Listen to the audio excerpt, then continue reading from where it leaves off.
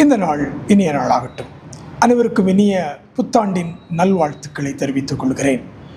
இந்த 2026 வருஷத்தில் ஆண்டவர் உங்களை ஆற்றி தேற்றி நடத்துவார் என்று சொல்லி கர்த்தருக்குள்ளாய் நான் முழுவதுமாய் விசுவாசிக்கிறேன். ஒரு வசனத்தை பார்ப்போமா?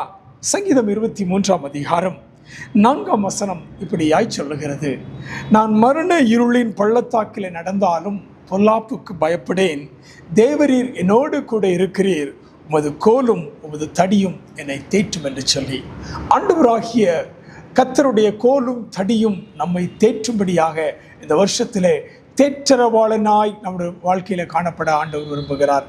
நம்மை ஆற்றி தேற்றி நம்முடைய பாதைகள் எல்லாவற்றையும் சரி செய்கிறவராக காணப்படுகிறார். நான் மரண இருளின் பள்ளத்தாக்கிலே நடந்தாலும், ஒருவேளை நீங்கள் இந்த வருஷத்தில் நடக்கிற பாதைகள் கரடு முரடாய் காணப்படலாம், பிரச்சனைகள் மிகுந்ததாய் காணப்படலாம். ஆனாலும் கர்த்தர் உங்களை கைவிடுகிற தேவன் அல்லவே. ஏனென்று சொன்னால் நீங்கள் அவருடைய பிள்ளைகளாக இருக்கிறீர்கள். மரண இருளின் பள்ளத்தாக்கிலே நடந்தாலும் நான் பொல்லாப்புக்கு பயப்படேன் என்று சொன்னால், பொல்லாப்பை கொடுக்கிறதான பிசாசானவன் எனக்கு விரோதமாய் எதிரிட்டு வந்தாலும் என்னோடு கூட இருக்கிற ஆண்டவர் பெரியவர். ஹல்லேலூயா, ஆமென். என்னோடு கூட இருக்கிற ஆண்டவர் மிக உயர்ந்தவர். ஆமென். இந்த காலம் இதை கேட்டுக்கொண்டு இருக்கிறதான தெய்வ பிள்ளையே, இந்த 2026 வருஷத்தில் உனக்கு விரோதமாய் வருகிறதான அநேக காரியங்களை குறித்து நீ கவலைப்படாதே. ஏனென்று சொன்னால் உன்னை தேற்றும்படியாக, வசனத்தினாலே உன்னை தேற்றும்படியாக நம்முடைய ஆண்டவராக இயேசு கிறிஸ்து உன்னோடு கூட வருகிறவராக காணப்படுகிறார்.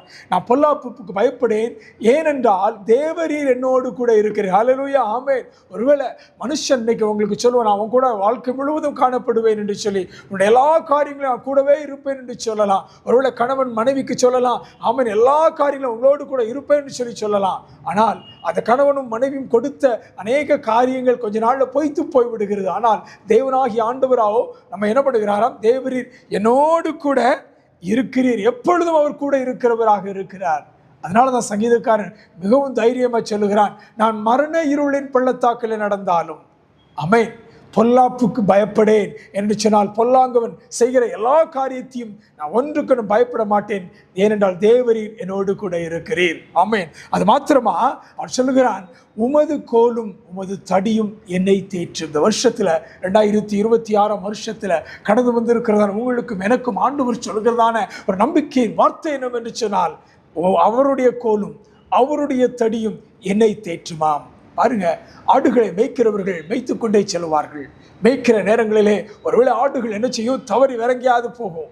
அவர்களை கூப்பிட்டு, அந்த ஆடை பெயர் சொல்லி கூப்பிட்டு அந்த கம்புனால சின்னதை தட்டி அந்த ஆடுகள்